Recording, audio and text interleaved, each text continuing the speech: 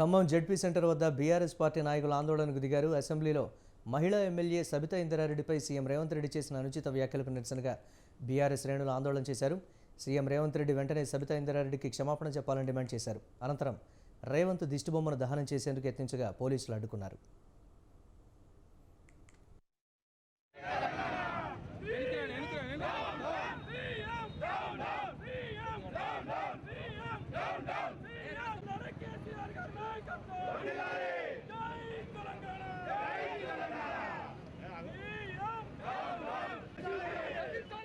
విపక్ష పార్టీ అయినటువంటి BRS party ప్రశ్నలు లేవనెత్తుతూ ఉంటే దానికి సమాధానం చెప్పడానికి వాళ్ళ దగ్గర ఆన్సర్ లేక, వాళ్ళు ఇచ్చినటువంటి హామీల పట్ల మా నాయకులు నిలదీస్తూ ఉంటే మా శాసనసభ్యులు వాళ్ళ దగ్గర సమాధానం లేక, ఏవైతే ఈ రాష్ట్రంలో ఆడబిడ్డలకు వాళ్ళు ఇస్తానన్నటువంటి హామీలను ఈరోజు తుంగలో తొక్కి, మరి ఈరోజు గత ప్రభుత్వంలో చేసినటువంటి పనుల పట్ల, ప్రాజెక్టుల పట్ల వాళ్ళు చేస్తున్నటువంటి నిరాపరాధమైనటువంటి ఆధారాలు లేనటువంటి అబద్ధపు ప్రచారాలని మరి తిప్పికొడుతూ మీరిచ్చినటువంటి హామీల పట్ల మాట్లాడాలని గట్టిగా నిలదీసినందుకు గాను ఈరోజు సభని పక్కదారి పట్టించడం కోసం యావత్ తెలంగాణ ప్రజానికాన్ని మరి చూపును వాళ్ళ దృష్టిని మళ్లించడం కోసం ఈరోజు ఇవాళ సభలో రేవంత్ రెడ్డి గారు చేస్తున్నటువంటి చేష్టల్ని మేము తీవ్రంగా ఖండిస్తూ ఉన్నాం. ప్రతిపక్ష పార్టీ అయినటువంటి బీఆర్ఎస్ పార్టీ ప్రశ్నలు లేవనెత్తుతూ ఉంటే దానికి సమాధానం చెప్పడానికి వాళ్ళ దగ్గర ఆన్సర్ లేక